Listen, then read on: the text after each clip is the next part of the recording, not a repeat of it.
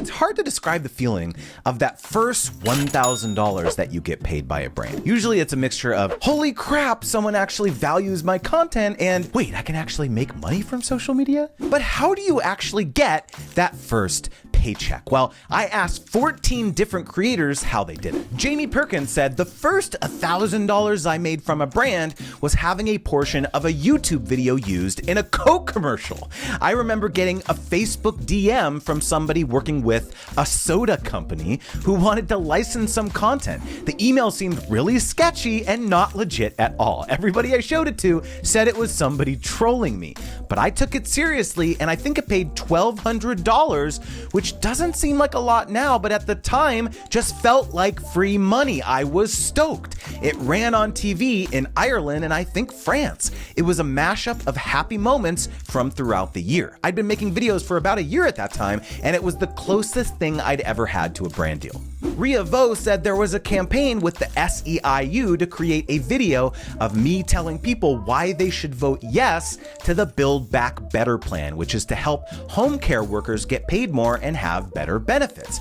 I was accepted immediately because my brother is autistic and my dad is his home caretaker. Through this campaign, I was able to be my father's voice, share his and my brother's story while making $1,500 from it. Brandon Hassler of Tech Audit TV said, I heard about media kits and the difference they could make. At the time, I decided to include my rates, and for a dedicated video at the time, I decided it would be $1,000 for a sponsorship, but worried people wouldn't pay that much. Suddenly, an agency reached out to me with a sponsorship proposal, and they said it would be $1,500. I was so excited, I just accepted right away without negotiating, and just like that, my rate jumped to $1,500 for everybody else. Jenna Urban said, at my first expo, I met the marketing coordinator of my favorite dairy-free cheese brand.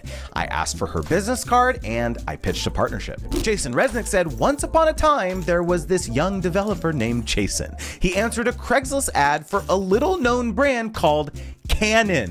They needed 3 pages that were identical other than a headline created.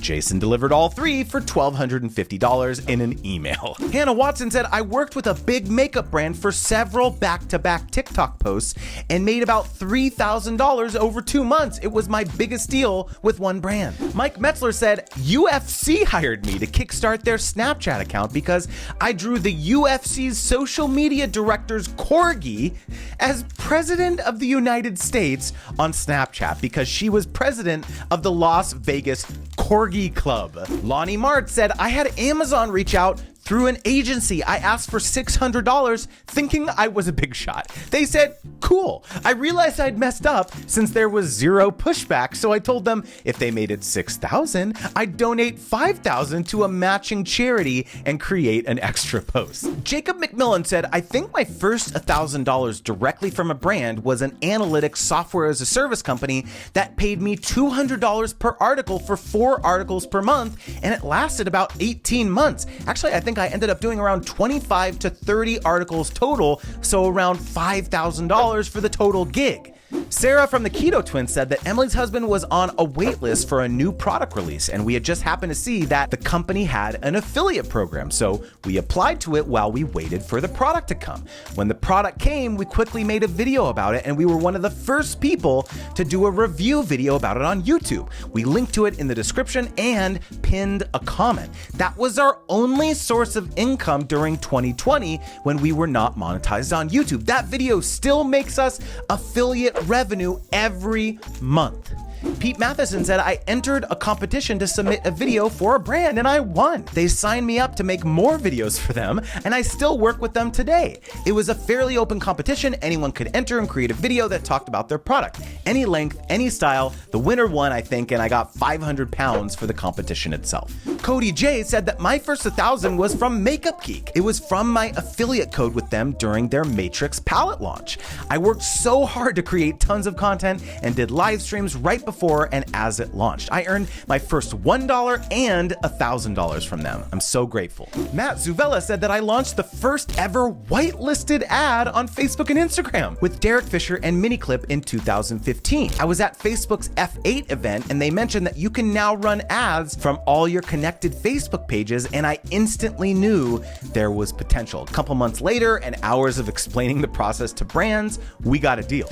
And Justin, aka J-Dub, said that I'd been doing YouTube for years working with various brands, mostly mid-level brands in the audio tech space. I was in a season of writing a lot of emails to marketing groups within the larger audio companies such as Bose and Panasonic and Samsung, but I wasn't getting many responses. One day, however, I did receive a reply from Panasonic. Apparently, my initial email landed in the wrong inbox and it was forwarded to somebody else on the correct team to manage influencer relationships. This person worked with me to create 3 videos for 3 different products. I'd quoted them for these sponsored videos and actually received a reply that they wanted to pay me more. LOL, very unexpected. Over the next month, I worked with them back and forth on product scripts and finally shot and delivered the videos on my channel. So doing a quick tally, that's 3 creators that made their first $1,000 by entering competitions a brand was holding, 1 that licensed their footage for a TV commercial, 3 had brands reach out to them, 2 got it through conferences they attended, 1 responded to an ad on Craigslist, 1 randomly drew a dog on social media, 2 actually pitched brands themselves, and 2 were through affiliate marketing. I think you know where I'm going with this, right? There are many different paths up the mountain, and you can create brand partnerships out of thin air simply by being creative and great to work with. So the next time someone tries to tell you that this is the only way to get sponsorships, I hope you put your hand on their shoulder and politely tell them to GTFO. So we're not done. In order to make that first $1,000 from a brand, you need to watch this video where I talk about sponsorship scams and how to avoid them. Honestly, some of the emails I analyze here almost tricked me. So what are you waiting for? Click the video.